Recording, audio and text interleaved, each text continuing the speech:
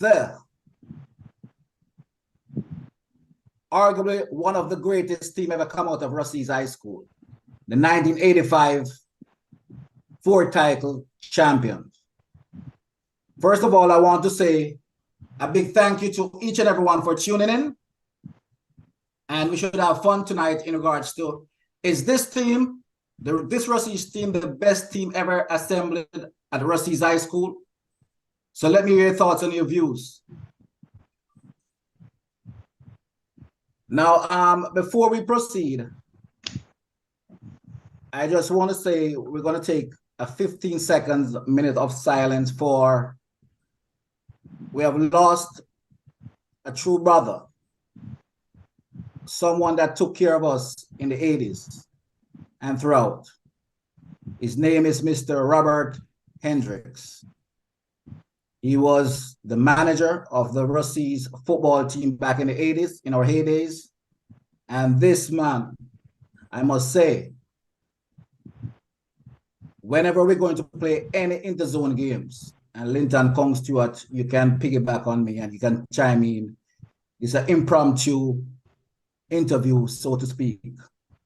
And this person will take us to Turkle Towers from a Friday afternoon, so we could settle in and have a proper rest to play our interzone games at Jacks Hall in the 80s. And he had done this on many occasions also in Kingston. So his funeral service is this Sunday at the Montego Bay Convention Center. So please give your support and give him a good send-off. He truly deserves it. 11 o'clock. 11 o'clock sermon. Service, as what Mr. Henry says. Okay, so Mr. John Campbell, take it away.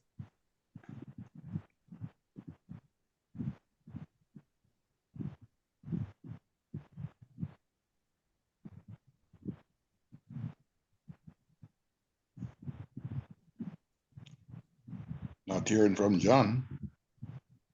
John, I think you're on mute. Right. So there you go. Yeah. Well, greetings to everyone.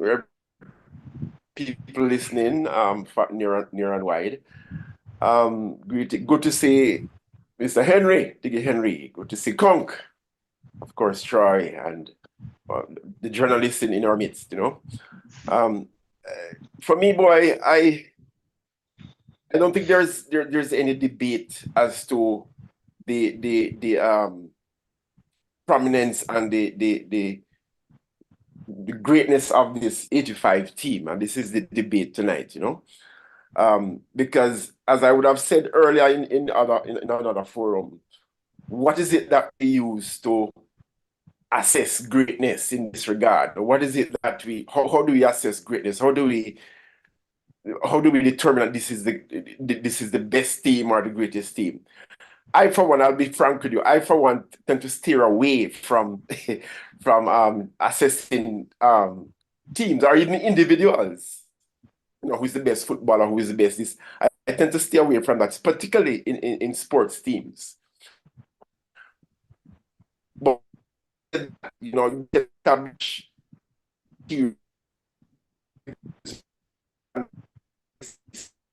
this person is great. And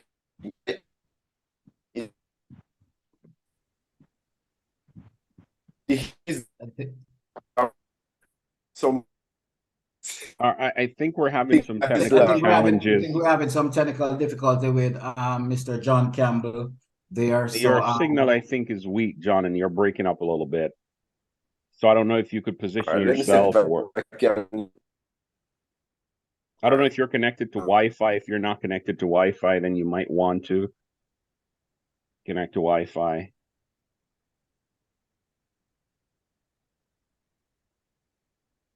But in the interim, Troy, you could go ahead and provide your feedback or aid the discussion, so we don't, Yeah.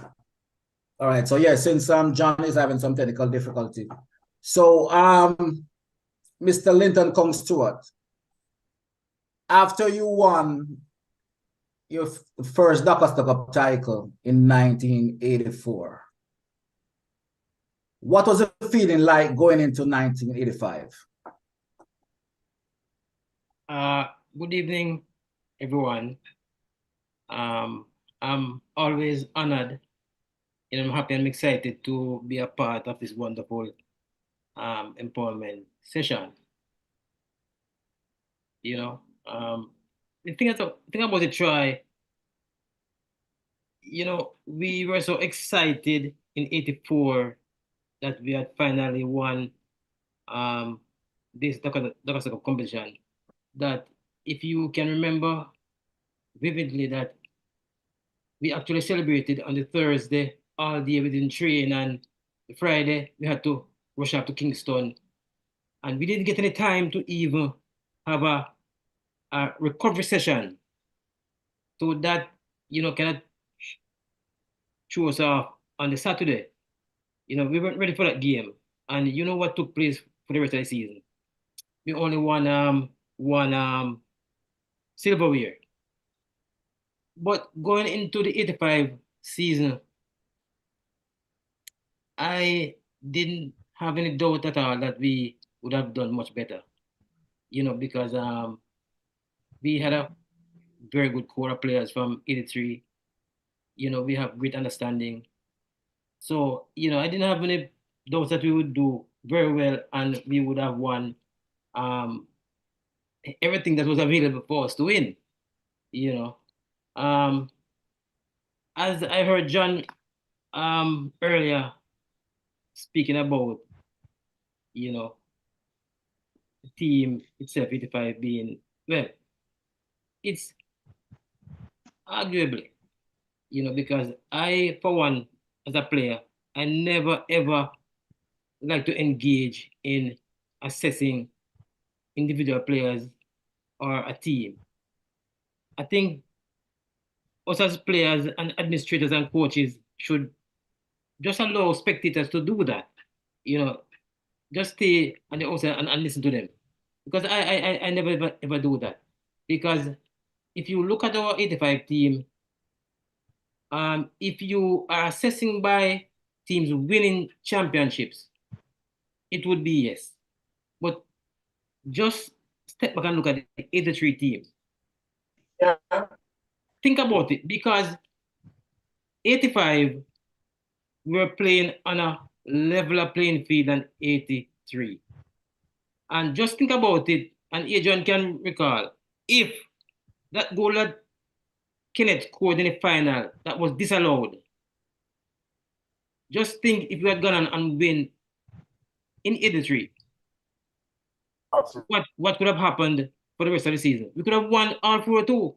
Because remember, that guy Kenneth Gina was lethal, extremely lethal. So we could have gone and win 4. So, I don't like to assess that at all. However, well, if you wish for me to comment later on, I want to continue. Because I've been thinking, yes. No. Yeah. I don't start. I don't want to cut you off because actually you're making some valid point, and John also makes some valid point, because actually it's very difficult for us to assess, which team is the greatest team when back in the '70s we didn't have much stats to go by, and if you're going by player for player in their positions, then it's going to be actually very difficult. So I totally agree with both of you exactly what you're saying. Let me turn it over to continue, finish your thought, and then I return it over to Mr. Henry. What I do though, I give it some careful thought on why I personally think that the '85 team did so well. All right, and Yes. if you could give me a few minutes to just say why I think that the '85 team was a very good team. 4-0. I wouldn't go into being the greatest. I think first and foremost, we had 2 fabulous teams, Troy. 2 fabulous teams. One, the players themselves as a team. And 2, a team of fabulous administrators including the coach, including our very, I can't find a way to Support describe staff. Colin. Support staff. Esteemed. Support staff. Yes, headed by Colin. There's no word on this planet to describe that man. You understand me? Esteemed. And and I made some points, Troy. I wrote them down this week, leading up to this session because I don't want to miss anything. And I think that was the first thing that made us a very, very good team. Secondly, I think we had great team spirit. Great team spirit. And, this kind of helped us to have a certain pride in ourselves and loyalty. Each player have this kind of loyalty to each other. That kind of drives us to do well. And we had self-confidence, and that was brought about by Colin. Because his words, I can never forget. To lack confidence, you're twice defeated in the race of life. And I never forget that. Yeah. And he kind of instilled that kind of confidence in us. That when you step on that field, you're better than your opponent. Always think that way. Not to be overconfident, but to be confident enough to do well. I think we had some very good players with what we call football brain. The Dana Hewitt, the Terminator, the Roxroy, just to name a few, Pelican, just name a couple.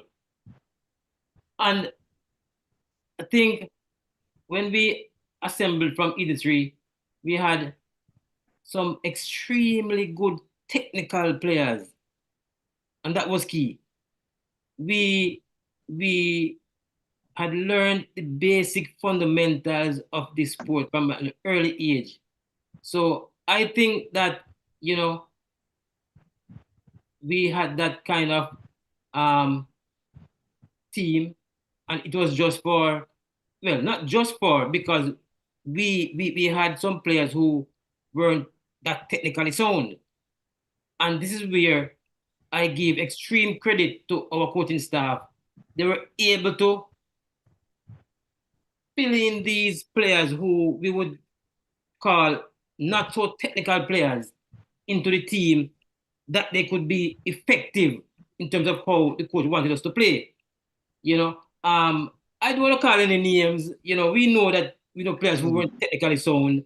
I can call like Dean Kelly, but at the same time, coach know how to give him instructions and for him to carry instructions so the team could be effective in our game plan. I think also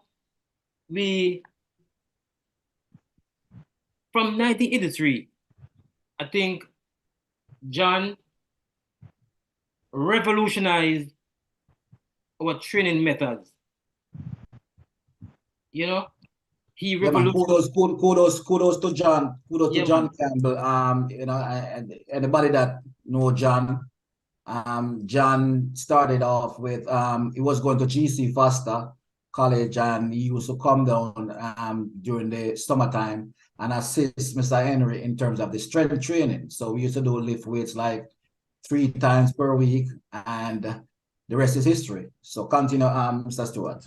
But even going beyond the training, Troy, I think he brought a sense of how we actually treat our injuries so we could recover quicker or quickly, because when he introduced the rice treatment to us, when we look at injury, the first thing we think about hot water. He said, no, you're crazy. The rice treatment, rest, ice, compression, and elevation, he introduced that to us. And I think, that helped us greatly. And, as sportsmen, recovery is crucial. Recovery is crucial. And I think that also, makes us a very, very good team. And we must never ever forget our 12th man.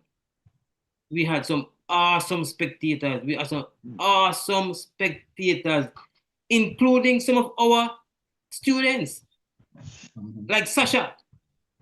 Yeah. I mean, these guys were awesome in terms of our support. You know, Yeah. awesome in supporting. And again, I will not overemphasize the level playing field that we are at, that we were sort of on now.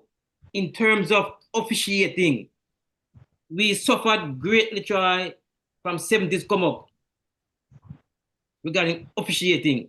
And we know that. And even after 85, I mean, coach can recall at Connell College, I can't forget, what, 87? Yeah. You know? 86. I think where all of that changed, and I spoke about it couple days ago, is that it all changed when most of the guys from Hanover start to take the refereeing test. So there's the guys like Toby and Clifford Wallace and the McCleary and those guys. They start to get involved in the referee association in Hanover. So then they start to incorporate those referees from the Western or Hanover, you know, and they start to ref a lot of the Dakar Cup games throughout Western Jamaica. So I think that kind of somewhat leveled the playing field at the time. Linton, I'm going to come back to you. So let me just hear a piece from Adrian, because Adrian did a beautiful piece on the 1985 team. Thank you, Adrian. So Mr. Freighter, talk to us. Yeah, man. Thanks, Troy, and good night. Before you talk, Adrian, ladies and gentlemen, please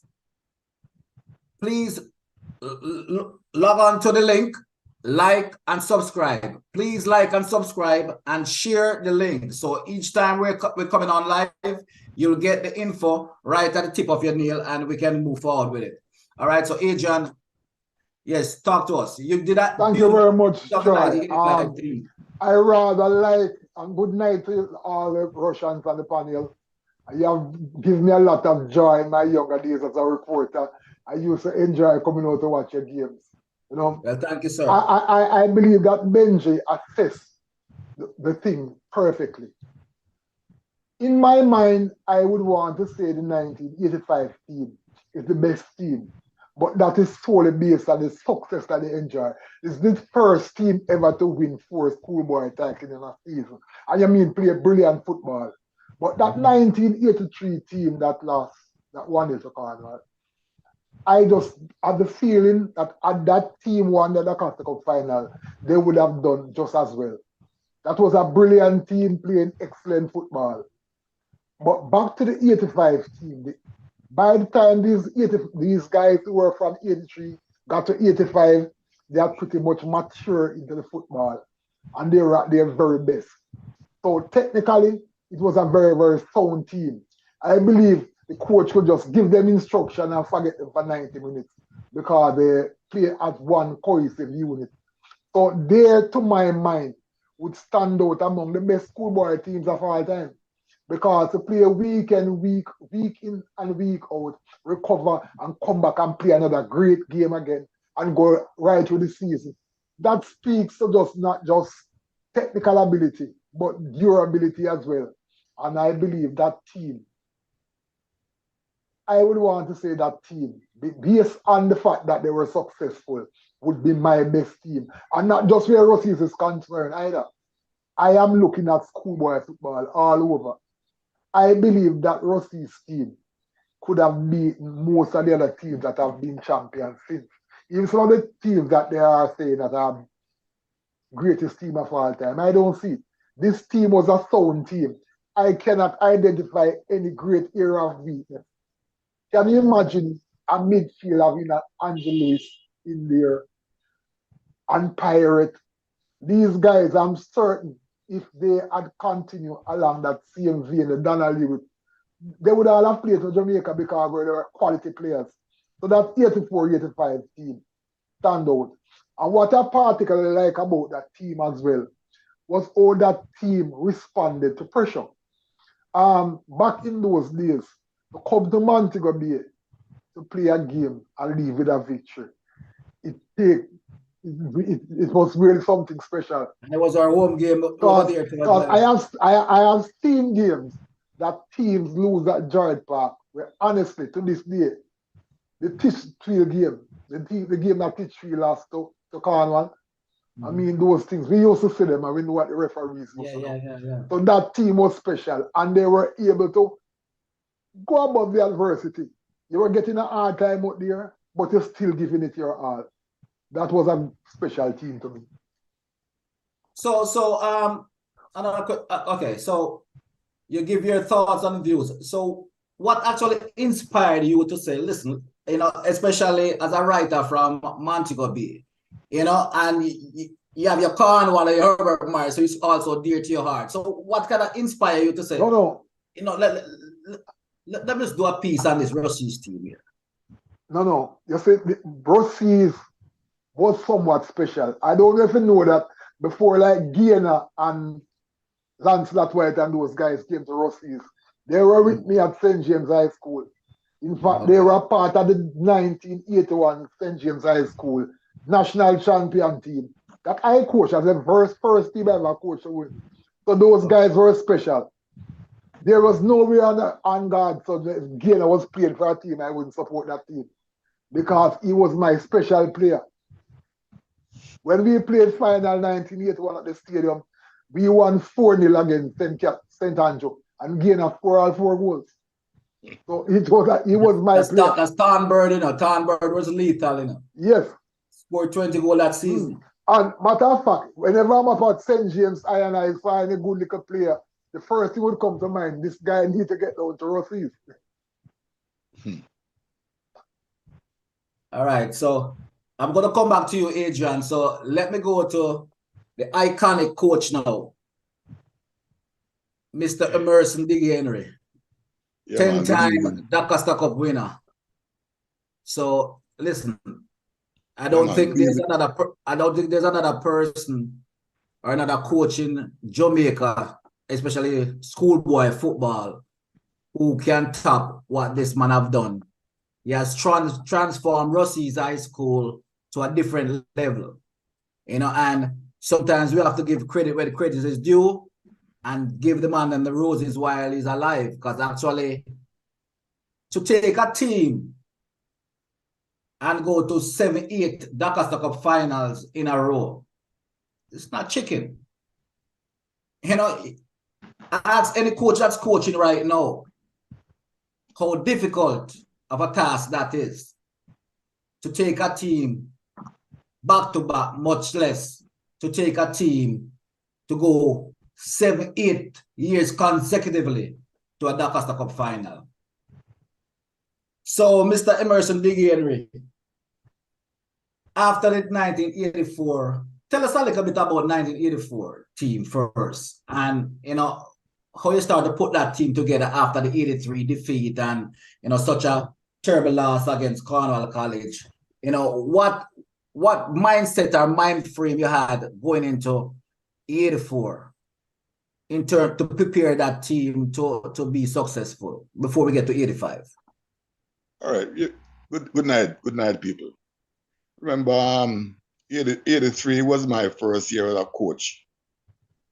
Somebody in charge of a team, right?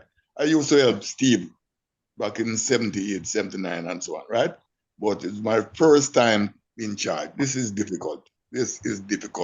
Because not like I used to go to coaching courses and stuff like that.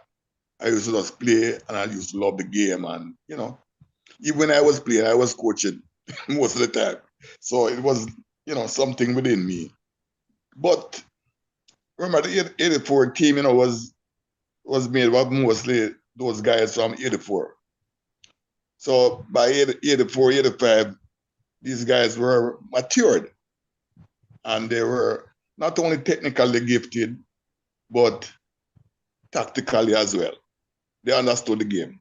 You remember we used to play practice games against FIBA, Wadada, Reno. We didn't bother to play schoolboys because I thought that it wouldn't make any sense at that time. But based on achievement, there's no question that 85 must be team to beat. Eh? Best possible team out there. There's one other team that I thought that they had a chance to do better than the 85 team, and that was 87. But they won 3 titles without winning the Oliver Shield. And I thought that when they played against Stats at Jared Park, they should have won about 6-1. And they went to Kingston. Drew 0-0, they went to Kingston, and they lost 1-0. If they had won the Oliver Shield, it could have been a different story. But then again, the 85 team was more matured, more intelligent footballers.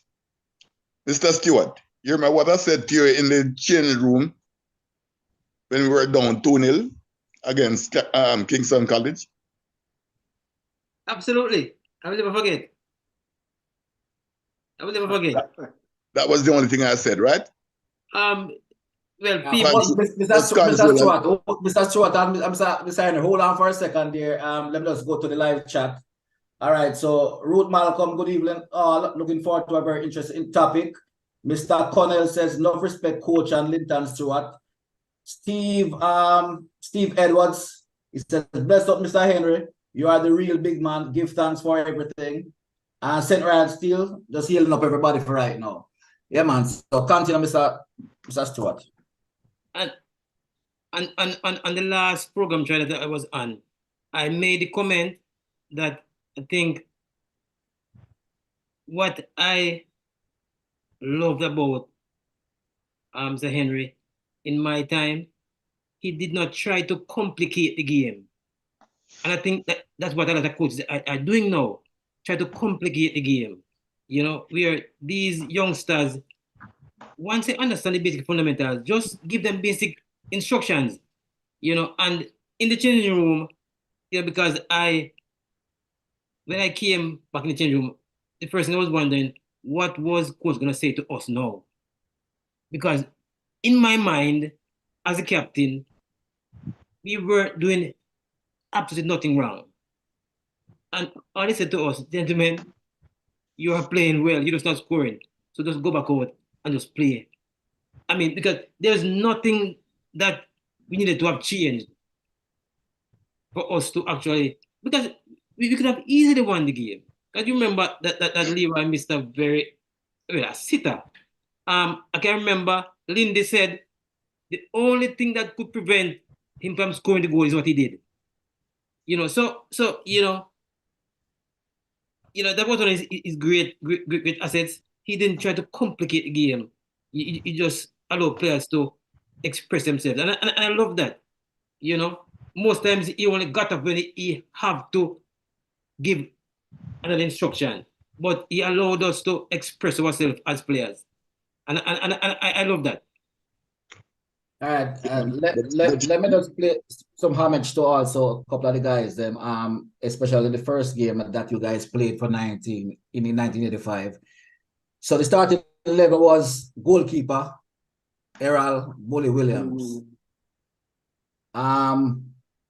Terminator and Glaswin. Terminator is Anthony Dennis, Glaswin Corey Brevet, both center halves, right? You have a left back, Linton Kong Stewart. You have a right back, Bentley Coco T. Brown. Defensive midfield, Fabian Lawrence. Right midfield, Leroy Foster. Left midfield, Dion Morgan. Attacking midfield, Donald Hewitt. And the two strikers was Keeple Carntail Donaldson and Talbert Dixon. So that was the team. And then you have other guys that came on, like Dean Kelly and the Franklin Shim was on reserve and those other guys. And then remember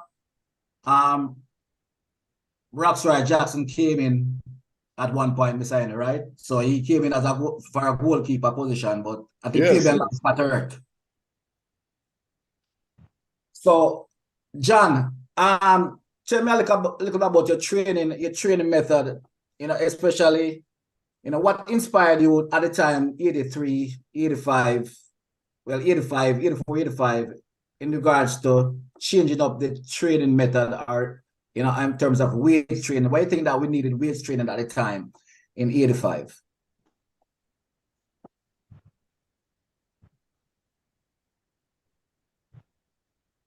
John, you're on mute. Right. Yeah, man. So apologies for that, for the break in transmission earlier. Hello to everybody. All right, so right into it. But let me start by saying, you know, I guess I use my own self as a kind of guinea pig for the most part.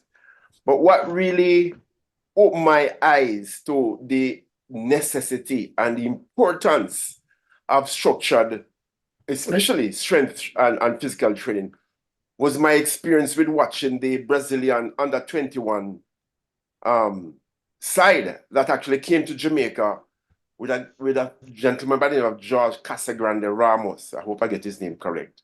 He was here as a Brazilian, and he invited the Brazilian under-21 side to camp at GC Foster College, where I was actually started as a student, as a teacher of physical education.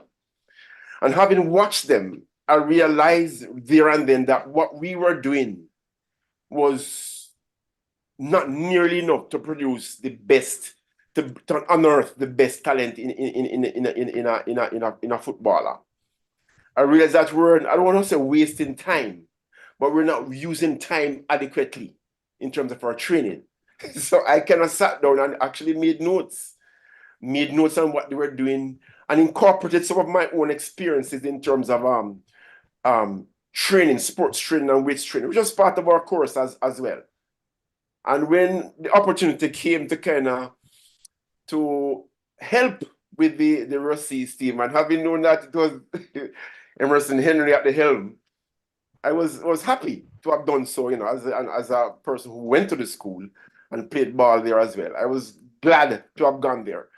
And immediately, you know, I could see we are strength training, especially physical training, which incorporates strength training and the other aspects of cardio training. I could see immediately where that would have been an immense benefit to guys who are actually naturally, some of them are naturally strong. They're naturally strong people.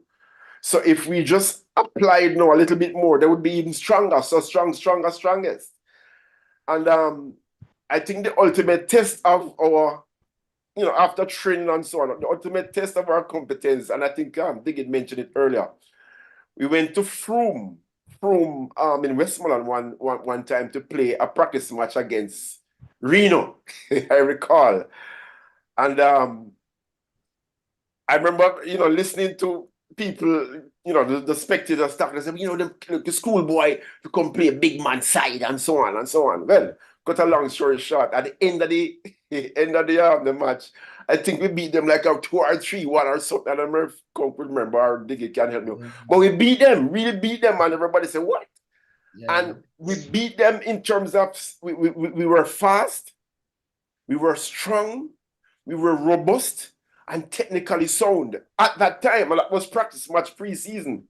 So, you know, I was already convinced that strength training and proper physical training would have made an immense difference to the boys. And lastly, I remember we used to go to the Watson Taylor Park to train on the beach, and we'd set up like obstacles on the beach and jumping thing to, you know, plyometric type training, which was kind of not so popular during the time.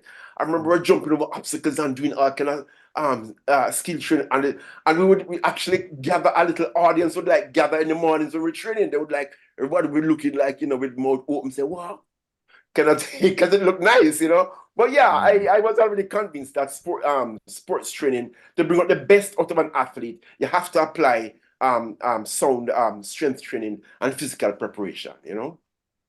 Yeah, good stuff. Ladies and gentlemen, hit the subscribers button.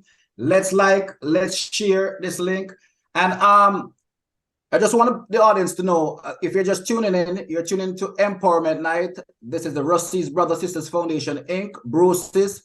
We're trying to make a difference in the kids' life at Ruseas High School. And what we're saying make a difference is through education, sports infrastructure, and information and technology. right? Currently, we have a major project that's going on down there at Ruseas High School. We're building a state-of-the-art changing room facility, which includes a lounge area and a conference room. So it started. It's at the decking stage right now. So we need people to pledge their support, purchase some building blocks, purchase some cement, purchase some steel, whatever you can.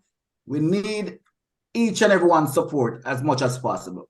So this is why we're doing this, and we're hoping that with this forum, we're able to assist or help or educate the current coaches down there at Ruseas High School, the admin. They can learn something from this, that we're actually to see exactly how far we're coming from, what we did back then. Can you learn something from this and take it back to school next week or to camp next summer to ensure that, you know, we can give the kids them the best opportunity that there is to succeed. So that's why we're doing this. All right. So yes. Right. Yes. I just want to add one thing. We seem to forget one thing about the training. After the training session was over, and we went into that sea, you know, to cool Water down training. or to do some training in the water. Not many teams have anything like that. That's true. Not many teams, Yeah. and we seem to overlook that. We don't do that anymore. But I think there was a crucial part of the training, you know. Yeah. in the water. So can I give the audience an example, Mr. Henry, of exactly what that training style was, or what that training method was by using the seawater? So probably you and Conk and John can time in. I would love John to just explain everything to them. Yeah, but I can certainly do. I can certainly do that. Yeah, and Emerson is quite right in that. You know, that formed part of the show that we kind of presented to people, like people who are looking at us training in the morning and so on. But the seawater offers resistance because we were actually running against in the sea, running running to and fro. That offers resistance. So that is akin to somebody holding on to you, but you're still running through with the person holding on to you. So it offers resistance, it gives you power, right? But at the same time, it's what you call low impact. In other words, it doesn't jar your joints as much as jumping on tarmac or jumping on grass would do.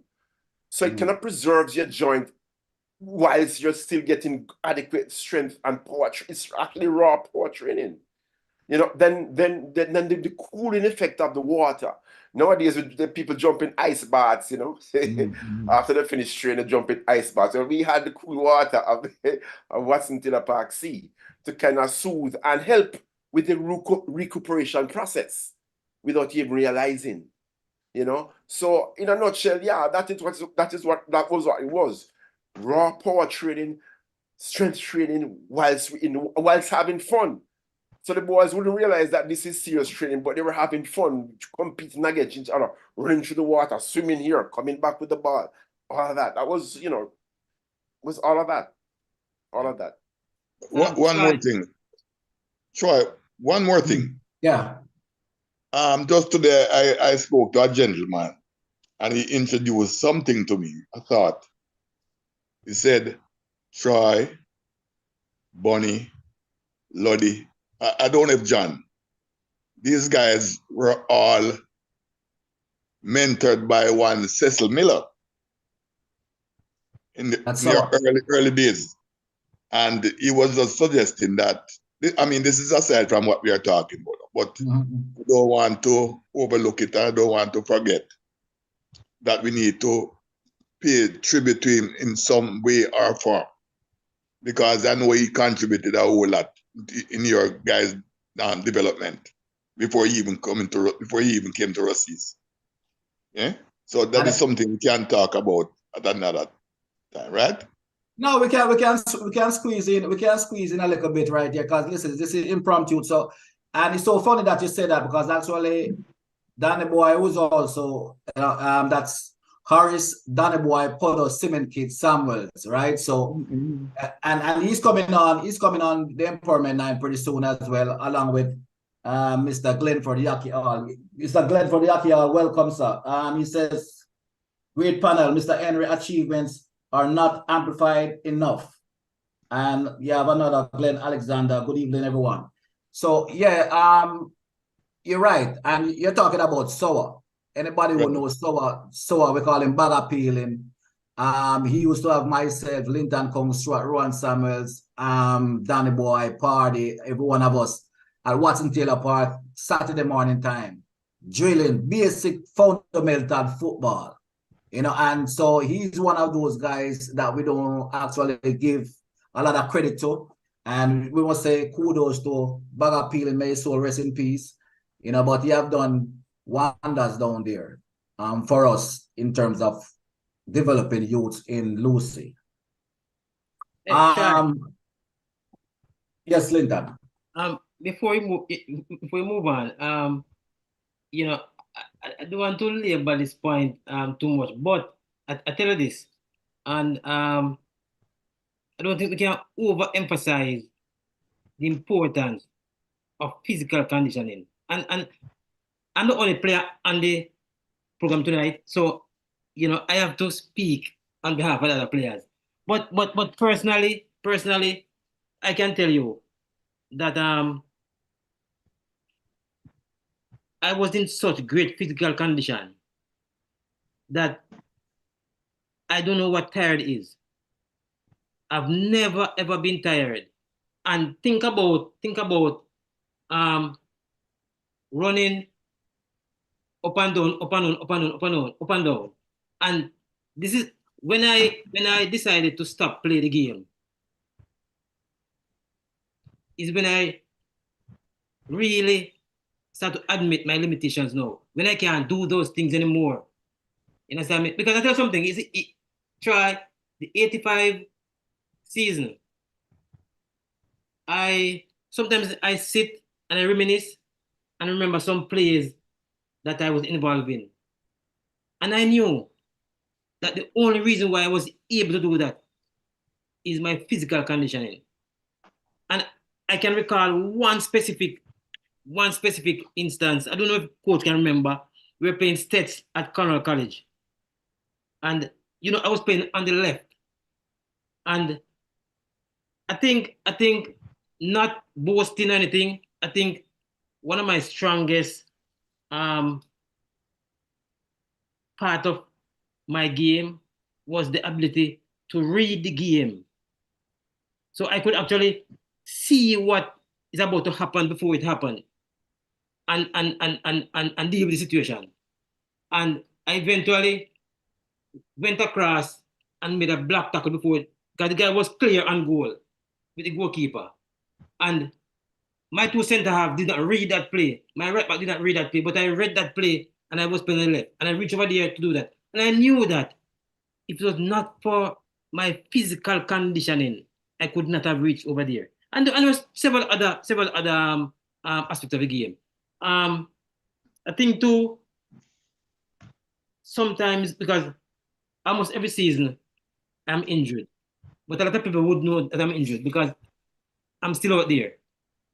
And you know, I can recall, if I'm not taking up much of the time, and Colin Miller, I go back to instilling confidence in us.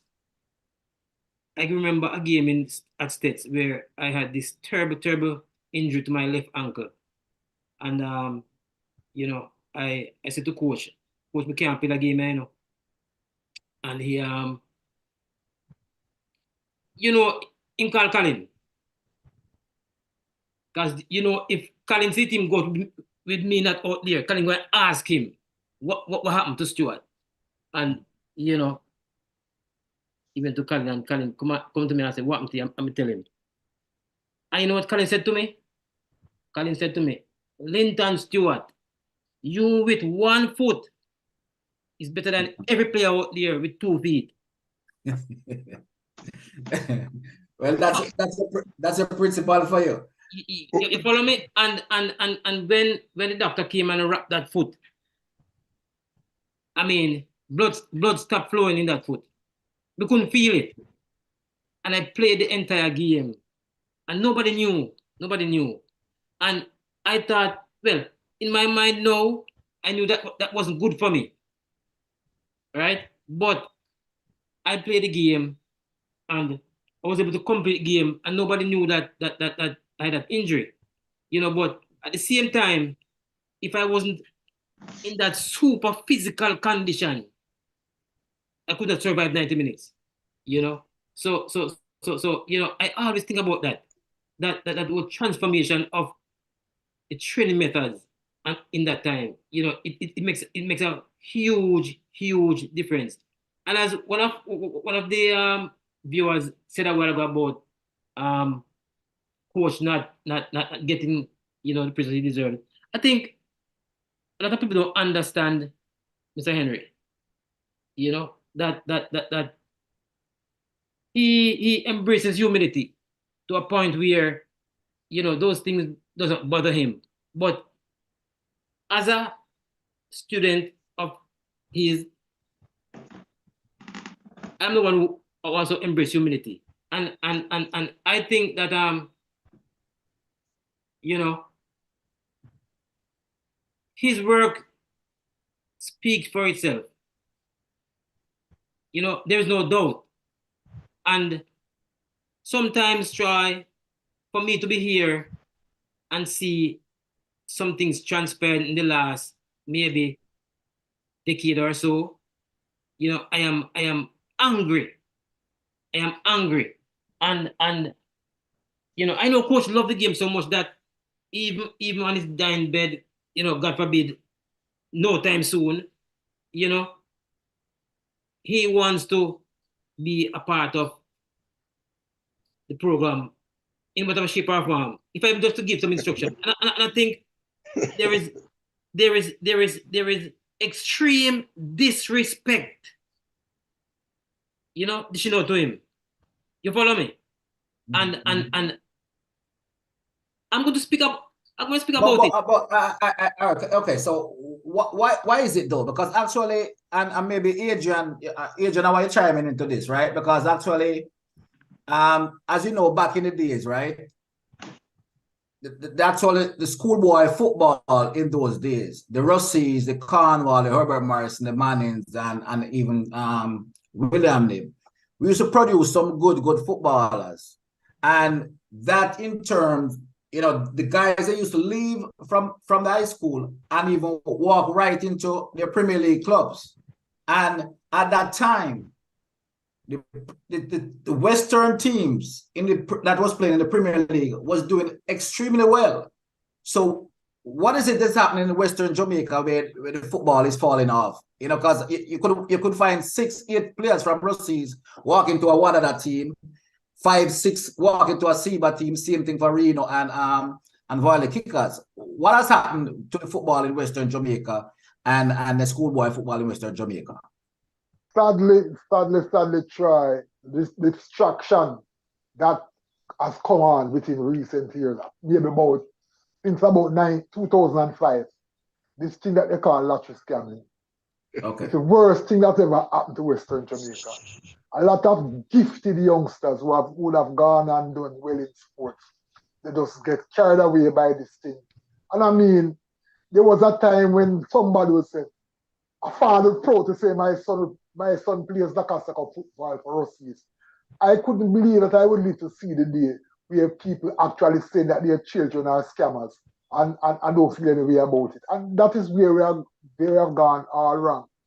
The role models no longer exist. They are there, but they don't get the respect they deserve. I refuse to believe we could live in a region with noted coaches like Mr. Henry, Steve Buckner, Windell Downswell. There are so many fantastic coaches around the place.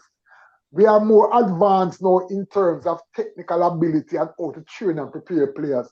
We should be producing better players now than back in those days. But unfortunately, these youngsters are not interested in football. They don't want to be footballers. They want to be rich overnight. A youngster don't mind being rich at 20 and probably dead at 22 because he gets a chance to live the quick life. And I believe until we find our way back out of this rubbish, then we won't get back to playing good football.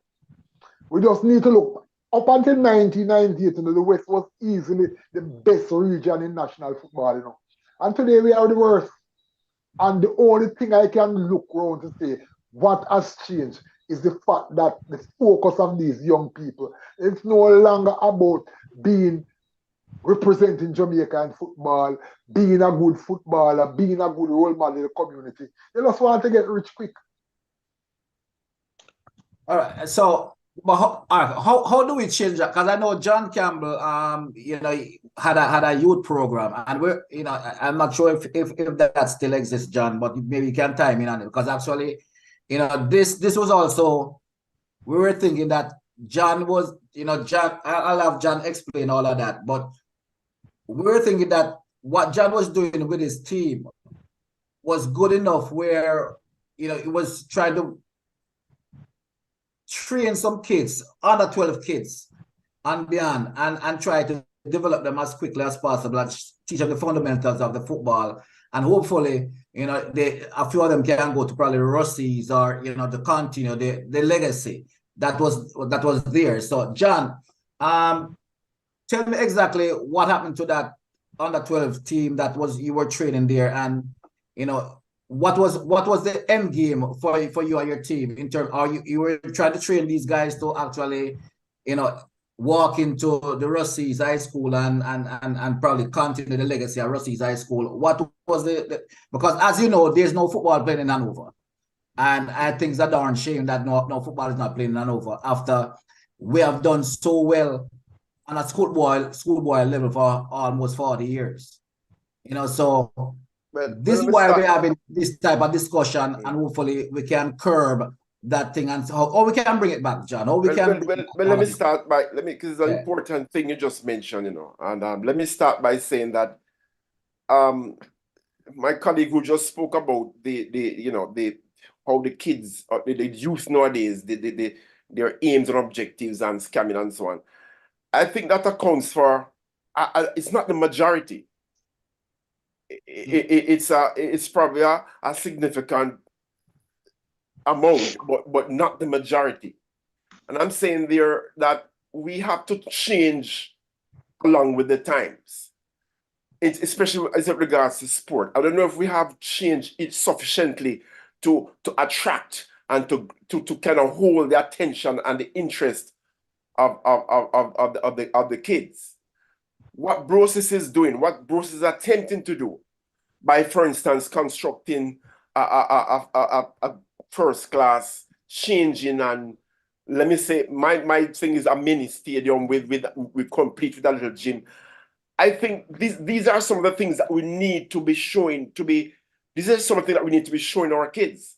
Now listen, it's not, you don't have to just go in the sun, going up and down, but we have this as well. Something that they can look forward to, something that they can feel a part of, that they can feel ownership of, right? So things have changed. We have to change along with it. I don't know if we have done so sufficiently. So the kids are now saying, because I'll back up a little. I was surprised, for instance, to go to the Watson Taylor Park and see the grass as high as my knee, And I'm saying, when did that happen? There was a time when you had to, there were like about 4 different groups of people playing in the park. The big guys playing on the small field, some smaller guys playing there, but that doesn't happen. So that speaks to something. What is it that we're missing, right? But nonetheless, with the group that we started, this is why we started the group, the youth program, in terms of using sport as a kind of tool to facilitate change of thinking. Ours was not just about sport. Ours was really about, as I said, using sport as a tool to facilitate change. Social skills, learning, teaching them to live with one another, teach them to be cohesive, teach them to respect, self-respect and tolerance, and all these little things that is largely lacking now, right? We had about 30 or 40 kids going, and we went well for a while. But I'll be frank with you, and I'll be honest with you, we when the what you call it, the flu, the what you call it, this COVID-19 came, COVID-19. right? Okay. I said not flu. This is more than flu now, eh? When that time came, that was kind of what put a kind of a little spanner in the wheel. It really threw us off because we never had the wherewithal to contain the kids, because you know football and sport is a face-to-face thing. We had to kind of suspend it. And I guess it's during that period of suspension that we kind of lost rein. We still have it, the framework. And just to share with you, we are now in the process of speaking to the Anglican Church, because what we want to do is to link with them. And I will just back up a little bit, and probably Mr. Henry can back me up here, because the idea of sport for development evolved from way back when a gentleman by the name of Reverend Alex Walter started Rectory and Rectory Sports Club, and that club had dominoes, draft, ludo, lawn tennis, volleyball, netball, boxing, and certainly football. Rectory became one of the top clubs in cricket. Sorry, cricket. You should have told me. In this end of the island. And we were drawn to this church because of sport. we felt attached to this, so that was our link. And he smartly did that. Now that we don't have that again, we don't have that kind of linkage again. And look at it, if you go to the church on a Sunday, it's about a dozen people in the church. Old people, no kids. So I'm saying, what is it that we're lacking? But just not to diverge too much. So we are in the process now of speaking to the rector of the church about a sport-based program for youth. We want to use the church hall as a base, you know, to bring back the ludo, bring back the draws, bring back the dominoes, bring back the chess, bring back the table tennis, bring back all these things in as a church. We need a place where we can house the kids. We didn't have a place because we used to catch up by the top Ruseas school. We used to catch down by park and, you know, washroom facilities. So all that wasn't conducive to the learning environment that we wanted to establish, right? But just to answer your question, but yes, we still have it in the framework. We want to revive it as soon as we generate the interest from the church and generate enough funding to sustain it. To sustain the program. But in closing, let me say that we need to know things that will attract the youth. And that's why I respect what the process is doing in terms of establishing this, the facility down by the thing. This is what we need to do. Look at JC, for instance. JC has a ministry with lights and track. They have a boarding room facility where they can house kids. You can't beat that. You know, and this is what I'm saying. We don't have that sort of thing anymore in the western half of the island. We don't even play football. We don't have what happened to the Renos, what happened to the Avengers and the Negoses and the Wadada and the and the Violet Kickers and all these, you know. Where are they? You know? So I cannot stop there to other persons can chime in. Yeah, and I come in beside her. Let me hear your thoughts. Just looking at the schoolboy football, just you know, the whole messing up of the Western, well, especially Ruseas football, started when they separated Ruseas from Cornwall, from Robert Morris. Freight, I will tell you, in those days, it was very, very competitive. Now, you have some teams, they should probably be playing a D2 league, right? When you played in Zone A at that time and you finished first or second, it was almost a guarantee that you would go on to win the Cup. Eh? Because it was so competitive. Everybody was sharp at the time. Because you know you're playing Cornwall tomorrow, you're playing Reno tomorrow, and Arena Mannings are so. It was very competitive.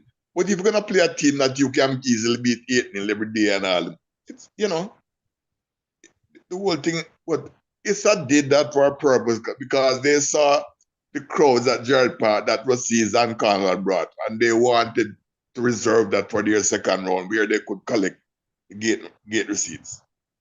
Eh? So that started the whole demise of Zone A. Enough said. Let me just chime in quickly before you go, because as you said that, Mr. Henry, there was a debate earlier about whether or not we should move towards the issue of zoning now. Because if you're going to have one side who can beat another side 10, and another side will beat that same side 13, should that team who's being beaten be playing with I'm throwing it out. Should we have no zoning where you have to play something else? You have to win something before you can play against top class teams like Stets and Cornwall and so on, Just throwing it out. Hey, Troy. Yeah. If I may add. Yeah, go ahead. I totally understand what Coach said a while ago, right? But I'm looking at a situation where you have more teams participating now in schoolboy football, right? Have more teams. So therefore, there are more youngsters playing the game now at the Dakar Cup level. I think what is lacking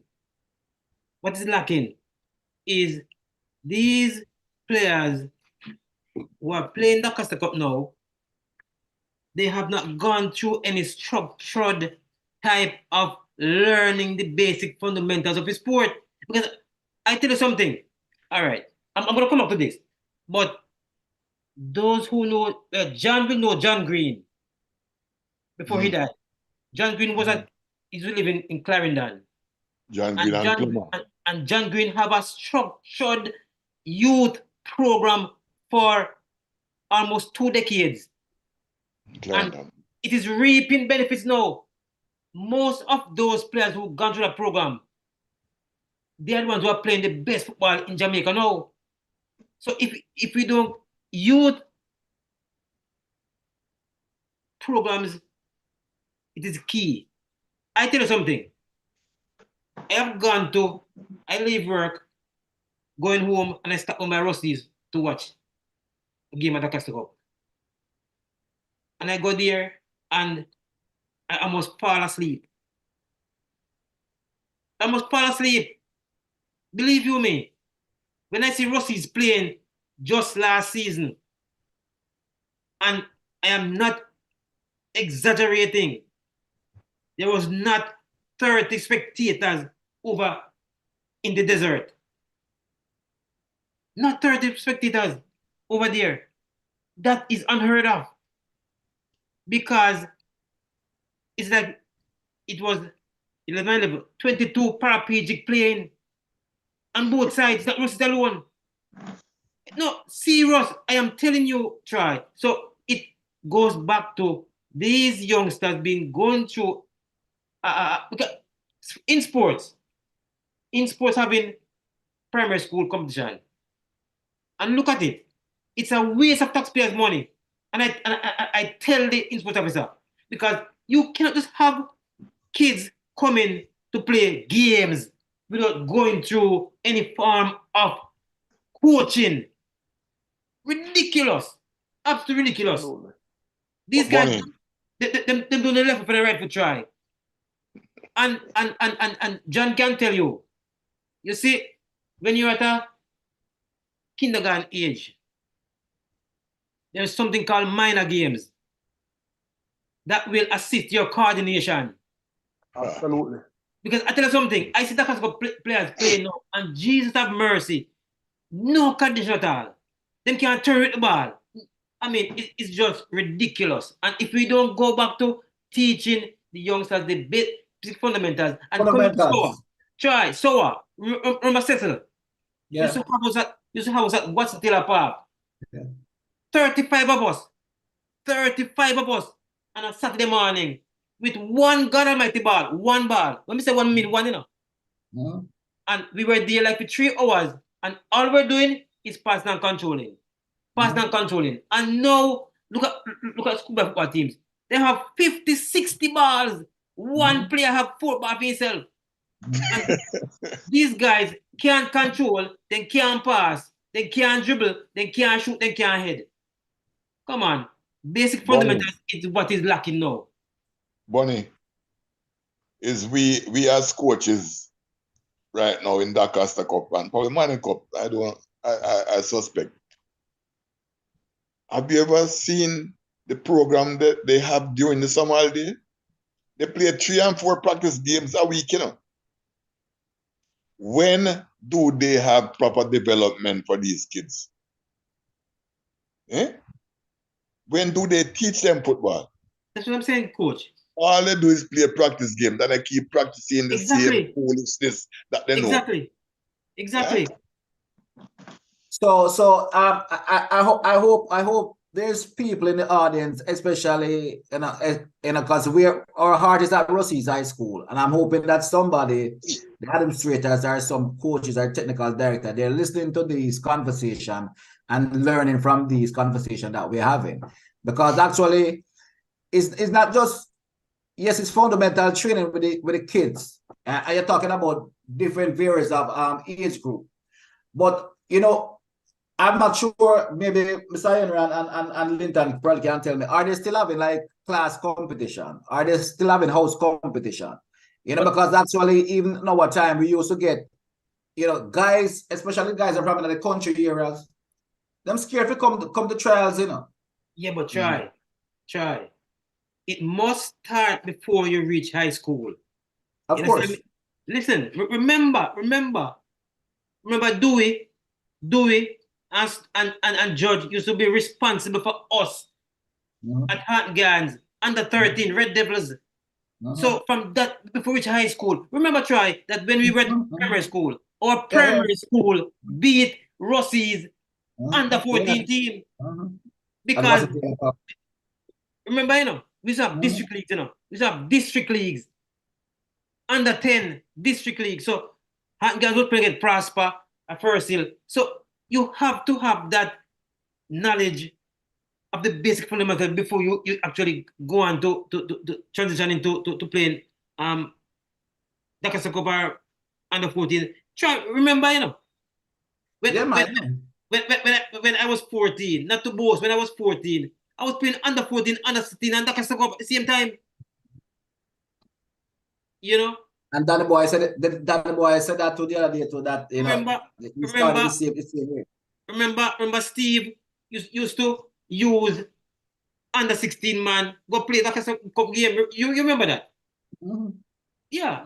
You know, so I mean, let me read a couple comments here, guys. So Mr. Connell, we need to establish a ring of fame at Ruseas. Mr. Henry and Mr. Colin Miller, my first 2 inductees in the ring of fame. Cranky, I think Cranky, that's Bertrand Spence, is a big up, it is a major sponsor of us. Mr. Connell again, from an early age, the Ministry of Education should include and highlight sports not as extra curricular activity, but a career path, just like traditional career, which is true, because I think how we're looking at sports, and Mr. Henry and Adrian, are chiming on this. I think what administrators, especially in the western part of Jamaica, they're looking at football totally different from how the admin them in Kingston are looking at it. You see, they're looking at it just like a regular PE. You know, the admin in I would say probably Clarendon and Edwin Allen and the KC and GSC, they're looking at sports as a profession. So they're developing their students or their athletes as to prepare for the professional world. So it's a vast difference between the rural area and the country area. Your thoughts on that? Adrian, let me hear you first, and then Mr. Henry can chime in. The leadership in the parishes woefully inadequate. I can look back in the days when St. James football was alive and well. You had this little man out there called Westmore Thomas. He was everywhere, he was doing everything, he was all over the place, it was all football. Nowadays, these administrators are promoting themselves and not football. When last we played Division 1 in Hanover? I went down several times. I haven't seen one game play yet. these people are not interested in football, they're interested in promoting themselves, and that is wrong. You have the same of talent pool that you always have. Carnally Avenue Primary School in Montego Bay, Lucy Primary School, they are all still here, you know. And the youngsters want to play. But the leadership is lacking. First time when I go to Giant Park, you couldn't find a space to sit down. And when you go to Giant Park now, even when the gate open for free, nobody not going in there to watch a football. Because it's not attractive. What is happening in there don't make any sense. You understand? And until we get very serious administrators who run programs in the summer, a 12-year-old should be spending the summer learning the game, spending all summer. They're not doing that anymore. All these administrators care about is going on trip with the national team, being on radio talking foolishness day in, day out. We need people who love football and want to see the youngsters develop and go in the right direction. And that is our greatest area of weakness, poor leadership. I refuse to believe that a parish like Hanover that has produced so many talented players, you can't even put together a proper Division 1 competition. That don't make any sense. Mr. Henry, let me hear your thoughts on this as well. Yeah. My only thinking right now is that we must do like everyone else. We must usher in the advent of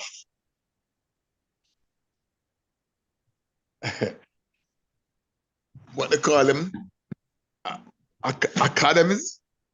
Yeah, yeah. Because this is the only chance that you have of getting 30, 40, 50 kids and then really teaching them the ropes. Time with them. Yeah, this is the only time you have that. And I see some academies being run. I mean, they're learning, you know. But if you can't afford to pay these, you know, pay the cost of these classes or thing, how do you manage? A lot of one that I worked with one during the summer holiday, and what they did was to get a lot of sponsorship for the poorer guys. And that really worked out well.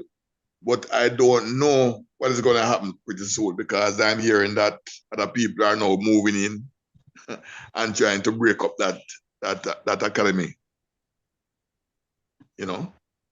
So that's so sad though, you know, because actually, you know, that's where the fundamentals and foundation started it, you know. Try. Yeah. If I may add to that, you see, it's gonna take quite a bit of resources to an academy. However, it's not impossible. no. I think parents now are not showing much interest in their child's holistic development. And a parent will buy a $25,000 is the worst shoes me think ever make on creation, man, something kickers. To send a child to school. However, in the summer, this child could be meaningfully occupied in an academy where the child is being taught life skill, a sport, personal development, is a holistic thing. And to pay a small fee.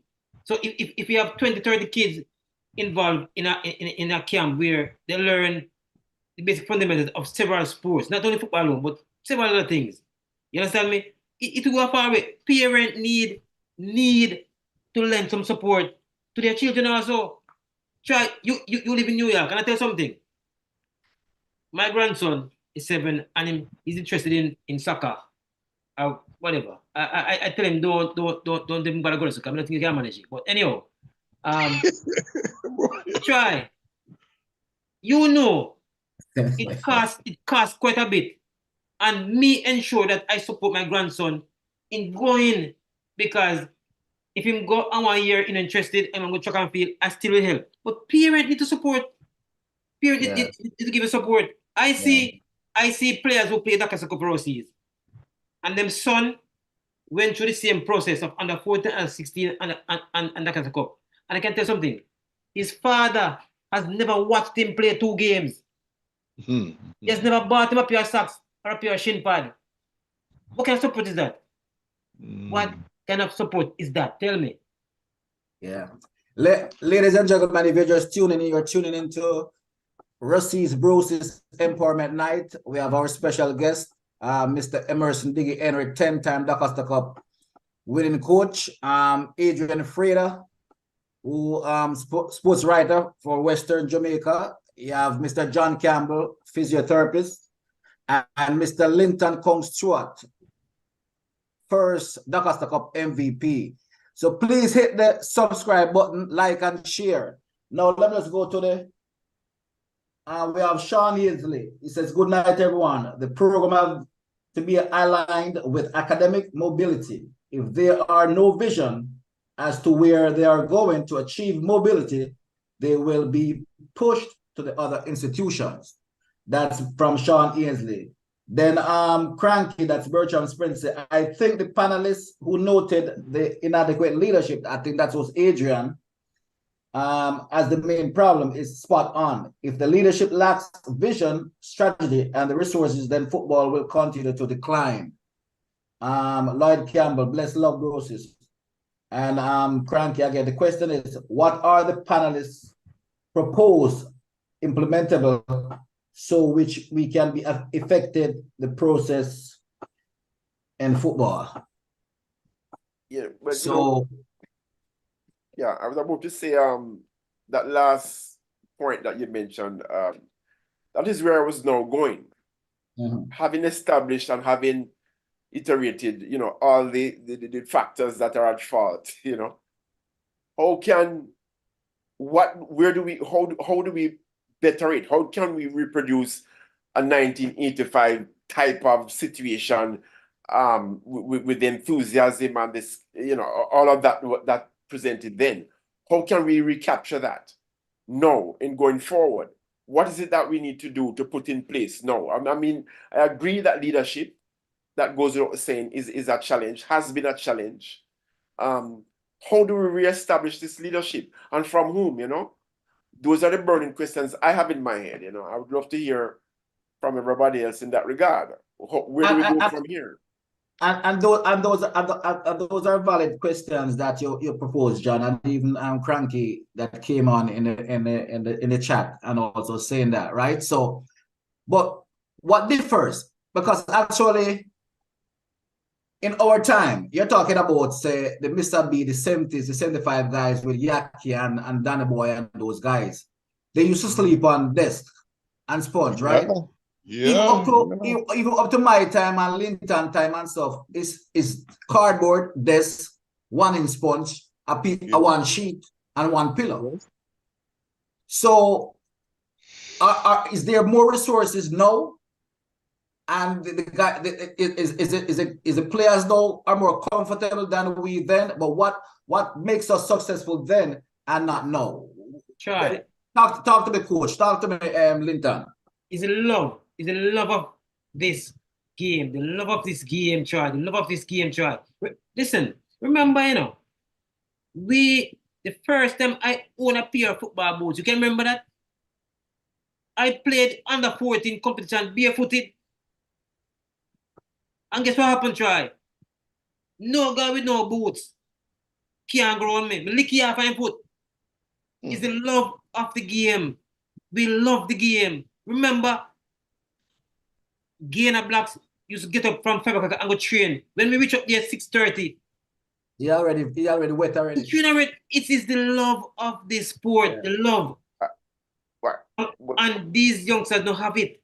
Well, let me just chime in quickly, because I hear what you're saying, Mr. Stewart. But you have, and I mentioned this earlier, that things and times have changed. Back then, the distractions were less. You never had as much things to poking at you. The everlasting phone. You can't talk to somebody now because they're always in a phone. Learning all kind of things from phone. So what I'm saying is that the distractions were less then as compared to now.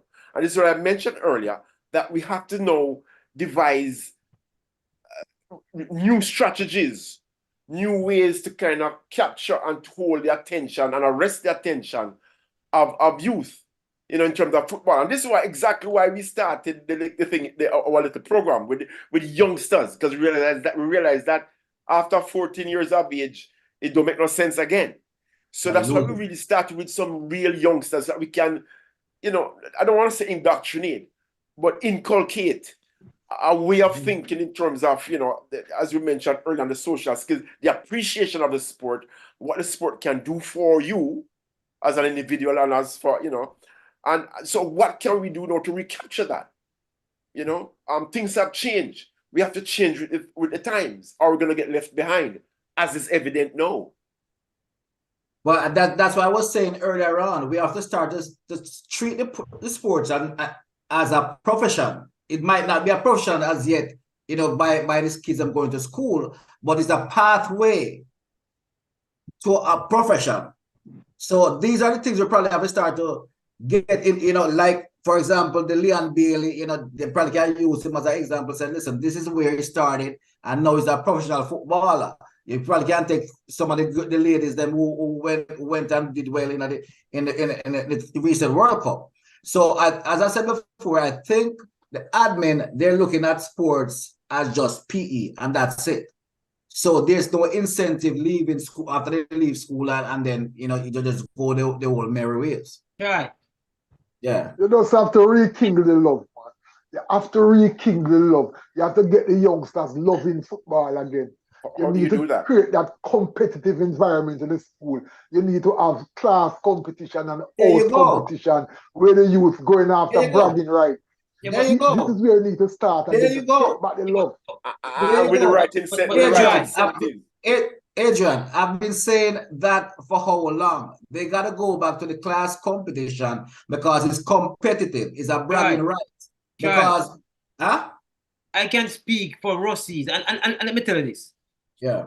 I can tell you that physical education now, it's an option. Look here, remember, coach, when we were in first form, right? People from Lucy used to come up at school, come watch PE classes when certain guys go play PE. Think about that. You follow me? No.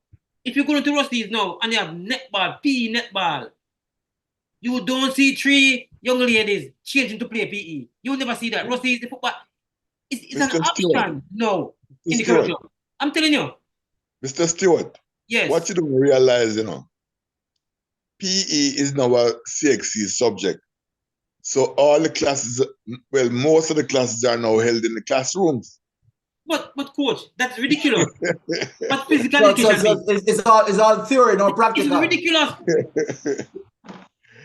It's ridiculous. And panel, and one more thing that actually used to help Ruseas, and especially the 85 team as well, the corner league. The corner league helped Ruseas a lot because actually we used to field 2 teams, right, Mr. Henry? We used to have an A team and a B team, and it was competitive. So community football. Yeah. But you have to bring back that community. Yeah, you have to bring back all these things have to be brought. That is what I was asking. How can we do that? We need to bring back all these things. Under 12 to bring back that now, that is where the leadership comes in now. You need to get rid of some of these parish presidents and people around football and put in people who really love the game. You can't have people who are not interested in the development of football, administrating football. It's not going to work. You need to find a president that loves football and want to make a mark on the game. I am sure when we talk about Ruseas or Mr. Henry, sit back at home and hear them talking about the great football teams of the past and hear them talking about Ruseas, he must get a good feeling because he will contribute to the process. These guys we have don't have no ambition. They don't care what happened around it. They are not worried about their legacy. They are just worried about creating an impact for themselves. They get chips here and there, and that's about it for them. We need people who love football to get back into the game. You cannot teach love if you don't know how to love. What you're talking about getting back into the game? You mean like Emerson Henry at my age and stage, boss? No, not you, coach. Coach, you have done your time already, you know. Yes. But I am saying, where are you going to get back into it? What do they know? I want to disagree with the that. though. people that you teach, coach, I am sure a lot of people who you teach are people who have benefit from your expertise. Listen. The people who I have taught are Conk and Bonnie and a couple more who are still interested. Others have never returned to Ruseas, not even one day, to find out anything what is going on down here. Not one day. You have guys who you have a certain guy who is the first person I got a scholarship from. I have never seen him come back and say, "Well, you know that my coach want a left back or a right back or a centre back." Eh? They don't care. It's a big problem. And that is so selfish. That is just so selfish. And I mean, when these guys know not doing the right thing and you're cursing them, say, oh, them don't have no ambition and they know this and that.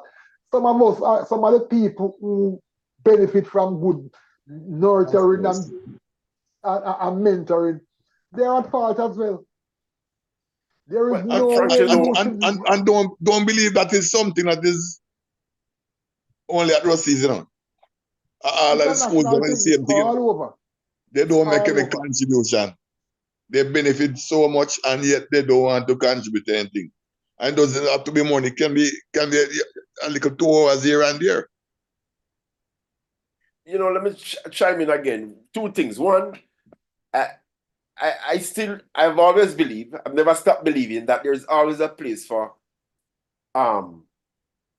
brilliant minds like Coach Henry.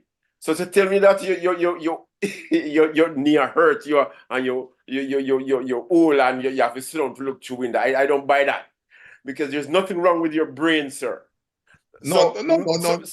So maybe you won't be physically there running around with you, but as an advisor, as a person who oversees and looks and so on, there's always a role for you in that regard. John, can I say something?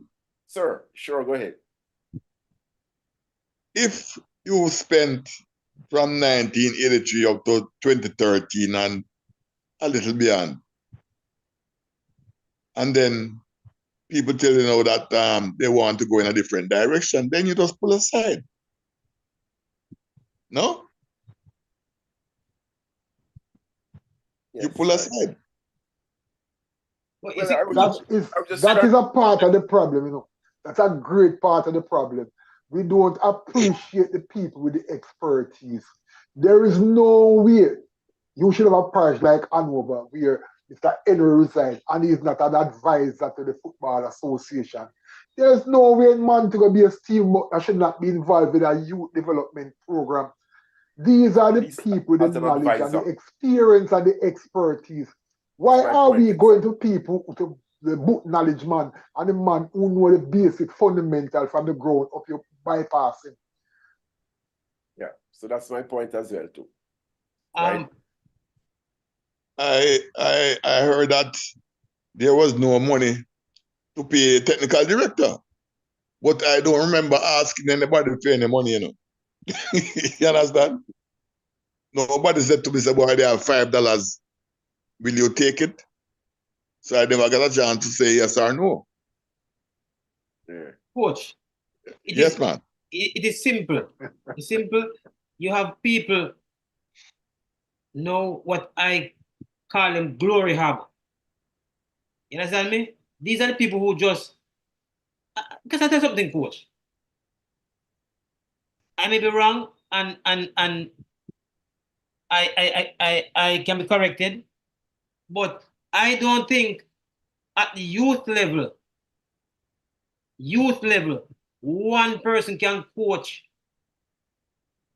a team effectively at the youth level.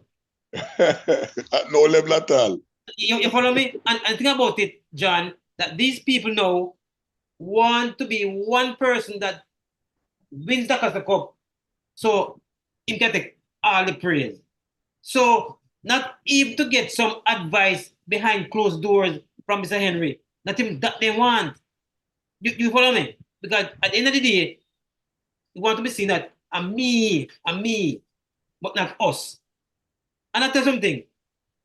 There are so many things, and it comes back to Soa again. So I used to be in the stand at Jared Park, observing, up high, observing, and he could later on or tomorrow when he's a coach at the betting shop, he's a coach, you know, so on, so on, so on, so on, so on, so on, so because he was up there. I mean, there is no way one person can see everything that's happening out there. And that's the reason you have a coaching staff. And you cannot have one person. No, I'm not talking about Ruseas alone, you know. I'm talking about every team. I mean, youth competition. There's no way you can't have one man a coach. No way. No way.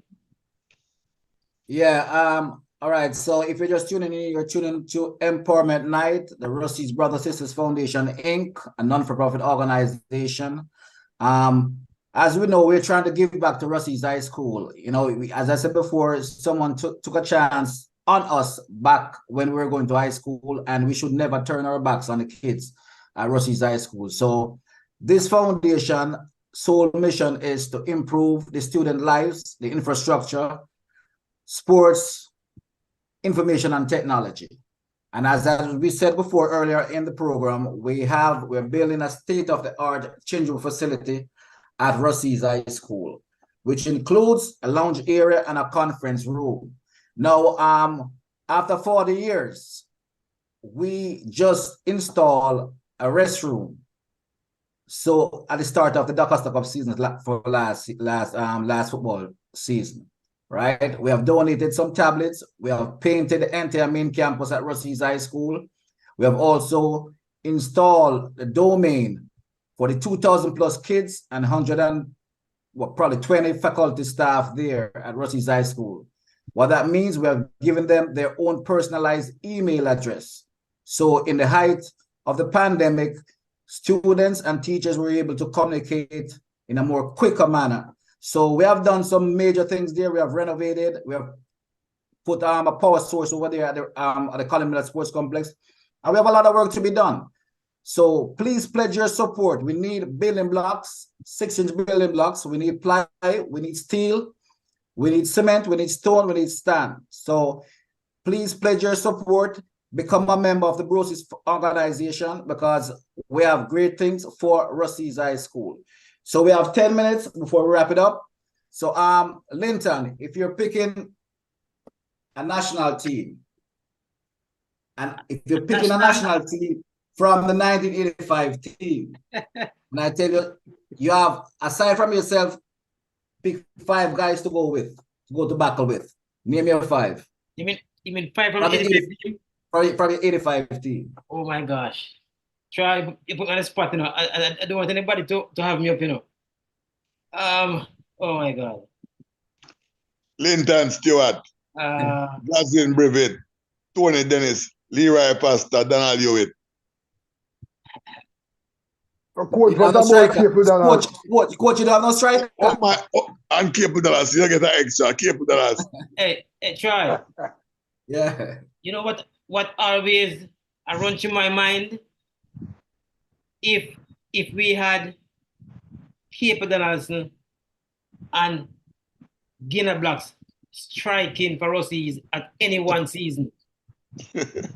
Lethal. No. Think about it. You need that truck to carry home goals. I mean, just think about it. You know?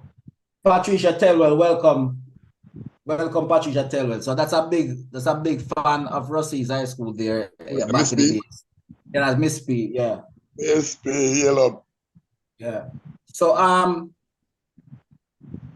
70th team, Mr. Henry, you saw the 70th team. Yeah, man. I was a big part of that. I wasn't the coach, but I was in the, like an assistant coach, manager, and thing like that. Yeah. How good was that team? Very good team, man. Very good team. Very good team. Well, Mr. Most of them. Glenford No, Hall, no. who is also on the panel, right? He said the 77 team was a better team. 77. Mhm. Okay.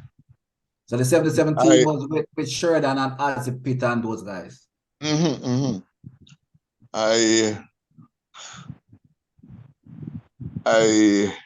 All right, but I'm not saying anything, but that can man ball from long time. No. I saw 77 when I came back to Ruseas to teach. Right. And I was surprised at when we were playing Cornwall, I didn't see any midfield. So we had surrendered. But see, Gabby, strong point is really scouting and planning for in-game. Thank you No very two much. ways about that. Well said, well said. So I was a bit surprised that he had surrendered midfield. Although, you know, he had some, what was Johnny Blacker's brother? Yeah. Scary. Yeah, and Scary. some more. Yeah, yes. I mean, they were good in midfield, but you couldn't, I don't know why you just surrender like that. I don't know. But I didn't see much of the team. Yeah. 78 is when I really joined them, you know? You say, Troy, what Yeah. made the 1985 Ruseas team special again, you know, is the fact that this was a cohesive unit. You can have 11 good players, but not have a good team, you know. What you have is when you have 11 players who understand themselves, they don't even look, they don't have to look to make passes because those things settle on the training ground. They play like Come on, a philosophy. well-oiled machine. It makes a big difference. Yeah, that's true. Yeah. Any one of you, because I know you guys saw this midfielder, Donald Hewitt. Anyone, just tell me exactly what your thoughts about Donald Hewitt back in the days. Well, let me tell you something. I remember playing against Man. That's probably 85. I'm not sure which year it was. And game, way down to the game was 0-0. And I look over and said, Donald, your time. My man get the ball and shift everybody, you know.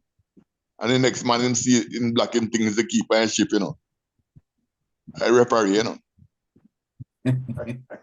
I'm going to score the goal. I referee, I dive tell me that, you know. Said Donald, you will shift him. I've repeated that story so many times. I don't know. Believe me. I'm saying, do not dig it. If Jeremy and you play for Jamaica 100 times, Donald Hewitt should have played 300 times. Simple and straight. I think Jermaine's problem was that he never did anything on the other side of the ball. And the coach at the time never liked that sort of thing. You understand? Yeah. It's not a worker, man. Jamie will be in the game for 90 minutes. Those guys up in and up out. Linton comes to what? Try. Yeah. I tell you, remember that most of the games he played on the left. So it was both of us together. And I can tell you, it was like two of us was just, I can't find the word because every single time I got the ball, I knew where he was without even looking. Every time he got the ball, he knew where I was. So, you know, it was just cool and deadly. It was just smooth sailing, you know. I mean, he's deadly. I'm telling you, he is deadly. I'm telling you. I can't find any more words to describe him. Deadly man. You know, super cool. There was one player in that team, though, you know. To me, if that youngster had realized his fullest potential, it would have been great. Pirate. It just to me, Pirate was just somebody special. Yeah. He was an all-rounder too, you know, he could play hard position. Just somebody special. Hard Pirate, a hard worker, in it to win it. I have never seen him drop him shoulder like boy and give up. Always fighting. But I suppose the wrong environment after him leaves school carry him wide. But to me, he was one of the top youngsters who should have gone on and achieved great things out of football. Yeah. Yeah. Brief synopsis. Pelican, Andrew Lewis. Gifted man, very, very special man. Talented youngster man. Him is another man who again, it will be hard to pick a Ruseas team and not pick Pelican on it. Because he's going to give you 100% every time. And then is a man you cannot intimidate Pelican. The more you try to rush him, is the harder he plays. He must that kind. Is a player that had a lot of time for. All right, so let me just read from the chat one more time. Glenford Yaki Hall, Johnny Black was not a member of the 1977 team. The 1977 team had 4 linkmen. I guess, yeah, I think the linkmen he was talking about is Wesso and Azipit and the rest of them. No, man, I was talking about Cornwall midfield with Johnny Black as brother. That Black, the Ferguson brothers them. All right, Mr. Henry, your sister just tuned into as well, it says time to get together and form a sports group for the youths. Tell us it's time for bed. She has school tomorrow. The talent is there. All the past players give few hours to work with the youths. Well said, Maureen. All right, so I know this is the start of something big again with Empowerment Night. We'll have several guests coming on, including Mr. Harris, Danny Boy, Cement Kid. You know, we want to bridge the gap and start to bring some of the 70s guys them in, you know, like the Danny Boy and Alec Harton and those guys. Yeah, the foundation, some Bobo and Irons and Marriage and those guys. So yeah, we're really bringing those guys, but we're gonna mix it up a bit, you know, because actually we have to also bring in the academy as well, and you know, to highlight their careers and let us show us exactly what they have to offer. So in closing, Adrian, I'll start with you. What do you think? What you suggest for sports in the western region of the island? We just need to get back to basics. We have enough knowledge out here that can start the process. We need to get rid of those selfish leaders who only think about themselves and not about football. And then we just need to get the love again, get the youngsters loving football again. Instead of just have them on the tablet playing video game, try to get them outside. We should be playing as much under 12 competition as we possibly can in every single community. Just let the youngsters play and enjoy themselves. Those who are good enough will stay on. Those who are not so good enough will probably fall by the wayside. But we need to get as much youngsters as possible playing the game again and loving the game. Once we regain the love, then we'll be fine. Well said, sir. Well said. Mr. John Campbell, your thoughts?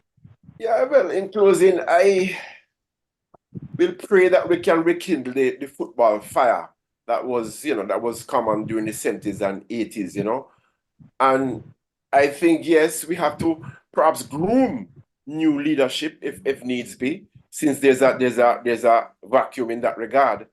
But we need to groom new leadership, and I hope we can use those who would have passed through the Troys and the Linton Stewarts and so on to kind of come back and revive the sport thing. See if we can go back into the schools and even donate a cup or two to have some class football going. Can we even rekindle the community football? Personally, I put myself on the line. I'm always willing to help. Always willing to help, as we speak. But yeah, so I'm just hoping for a rekindling of the flame, the football flame in the parish. Yeah. Thank you. Well said. There's someone on the chat, Arlene. It says, Mr. Henry, you did an excellent job for our school back in the days, and you will always be one of the best. That's from Arlene. Mr. Linton Kong Stewart, your thoughts? My last word, Troy, is, as a homeboy. You know, ever since I've walked away from the game as a player, I have dabbled into officiating, administrating, and a bit of coaching. I never ever tried to see myself as a excellent coach, because I always say, not because you were arguably a fairly good player, you'll be a good coach. You know, but my greatest problem now is in the area of administration of the sport. You know what I mean? As Adrian said before, we have selfish, very selfish individuals who will think about themselves now. And once that keeps going, the sport can't move ahead. You have some coaches now that them lack the knowledge. So they are actually teaching the kids the incorrect thing. And one of the problems is, Troy, and John can tell you, that when a child learns the incorrect thing, the child have to unlearn the incorrect thing before they start to learn the correct thing. And that's where, and that's where at the teenage level, Troy, too many youngsters have learned the incorrect thing already. So it's kind of hard for them now to kind of unlearn and to learn the correct thing. You know, and some of these coaches also, they're not willing to work as part of a team. You know, they want to do it alone, which it just can't work. You know, and players, I think, for these youngsters to kind of start to love the sport again, you know, parents have to actually be a part of the process. We need some strong community leaders like George, like Dewey, like Soa, like Moneyman. I mean, those guys, we actually need that leadership again. And Try, I am feeling so bad every day that right now, I don't think I have been given the opportunity to kind of give back, to teach some of these youngsters some of the things that I have learned, you know, along the way. And it hurts me very, very bad. You know something? My wife brought me a pair of football boots over a year ago. I played it once. And I can't find a youngster to give it to. I can't find a youngster no, honestly, I can't find a youngster to give it to. Because, you know, every time I look around, you know, I rarely see youngsters playing football, you know, and who we see I play is so indisciplined. Keep talking a minute there, Bonnie.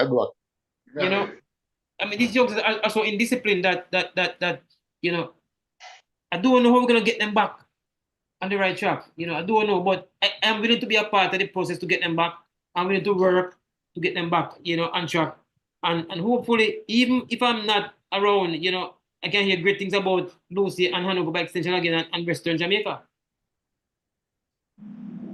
Yeah, so I'm going to continue to talk until Mr. Henry come and give his closing remark, and then I'll wrap up. But there's a few, you know, first of all, I want to thank all the donors and sponsors, you know, who purchased Building Block Drive. We still have Building Block Drive going. Just thank you so much. You know, I want to thank our IT team of Mr. Norwin Phillips and Carlin Stewart. I want to thank our chef, you know, St. Ryan Steele, Juba, Jughead, O'Neill, you know, we have Rosie, Karine, Sporty, who sell a lot of tickets, and all those who participate in all the events. We have a fish fry coming up Good Friday, which is March 29th. So it's pickup only, $50 a pound and $100 a pound. So all those fish fry tickets from now. And yeah, man, we're going to do some fish fry. We need to raise some funds for this building. Good day, Try. Good day. Yeah, and then Memorial Day weekend, I think it's Saturday we have the meet and greet, and then the Sunday it's a colors party, 3458 Boyle Avenue, Bronx, New York. So we need to raise some funds because this building must Give me be date. completed. Give me date. Remember, I don't know the American holidays. You know. Give me May date. 26, I think. May 26. May May- 26, May 25th and 26th. No. All right. No, you haven't met the trip. No, So- no, no. All right. So I'm there in March. I'm there in March. all right, March is good. Okay. Okay, so Mr. Henry, your closing remarks, sir. Yeah, man, I have to deal with the coaches. There's no shortcut in getting success. You have to work hard. And it's not like you're at Man City, you can buy a player for each position. You just have to work hard and prepare these players. There's no other way. Eh?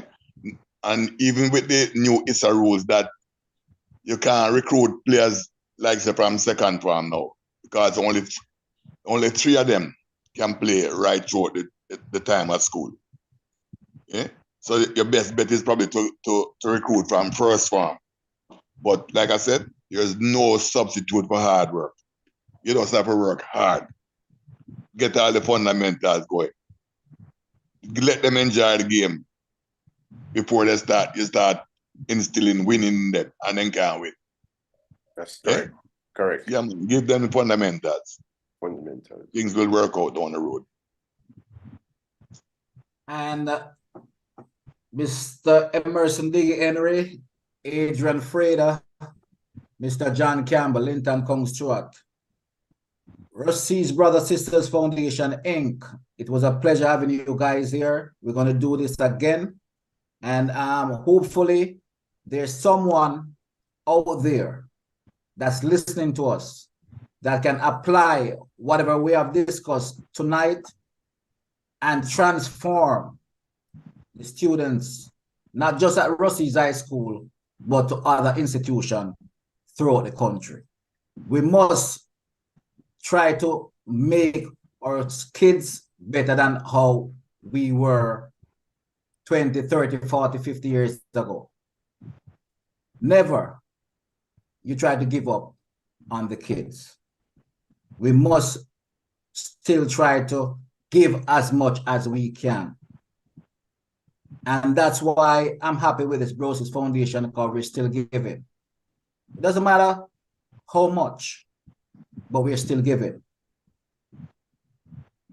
But with this panel, or what we have just discussed, what is the next step forward? Right. What are we going to do to curb or to stop? Not a band-aid, because the band-aid doesn't work, right, John? It doesn't work. No. You know what happened, Troy? John mentioned something earlier about what Bus is doing in terms of that facility. And we know what that facility will be used for, right? And I think that it will have accommodation to host persons who can overnight, whatever, a dormitory, whatever.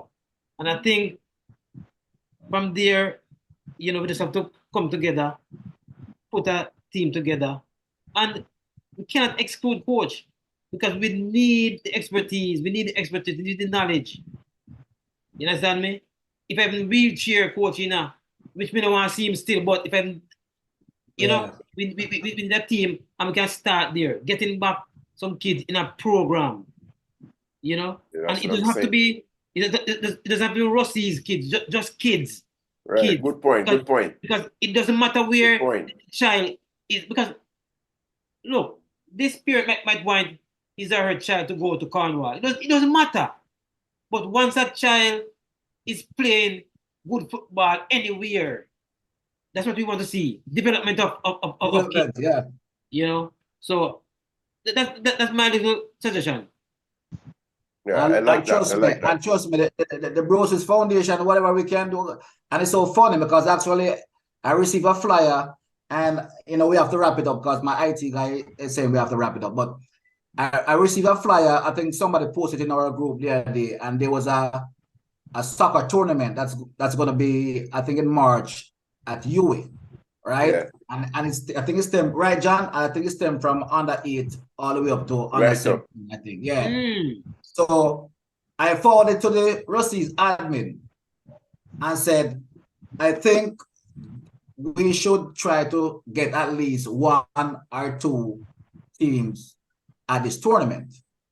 And I respond back and said, listen, just let me know how we can assist.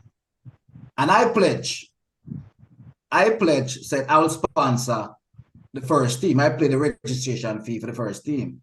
So they pass it on to, I guess, the sport director or whoever is there. I'm still waiting. But these are the type of tournaments that we need to start to get our kids involved in. In fact, these are the type of tournaments we should be organizing for ourselves down in the western end of the island. Absolutely. Absolutely. Right? And this is why I'm looking forward to the facility being developed. So we can host our own events with kids from Savalmar, from Grange Hill, from Green Island. Absolutely. You know? And that's the vision, and that's a vision for this complex. Because actually we have Dakota Cup final playing, and no disrespect to the other schools that's hosting Dakota Cup final in their backyard and stuff like that. But I think, you know, we are big enough to start to host a Dakota Cup final there. But we have to put it, we have to put the infrastructure in place. Absolutely, absolutely. Yeah, the interzone games, then we should be getting some interzone games at Ruseas High School. So that's the whole concept of having this sports complex down there. You know, absolutely. If corporate America or corporate Jamaica want to utilize the sports facility, it's there. If they want to host a conference room, a conference meeting, the facility is there. So this is why we're doing this, and the school can generate funds, and the funds will not just go for sports. It can go for academia. It can go for information technology, the liberal art, whatever you want to go to. But these are the things. This is why we're doing this. This is why the Ruseas Foundation is doing this as we speak. Yes, sir. So that being said, ladies and gentlemen, we have come to the end of another Ruseas BrotherSister Foundation Empowerment Night. Thanks to all those who tune in. Thanks to our sponsors. Thanks to our donors. And continue to support Ruseas High School. Have a wonderful night. Peace and blessings. Yes, sir.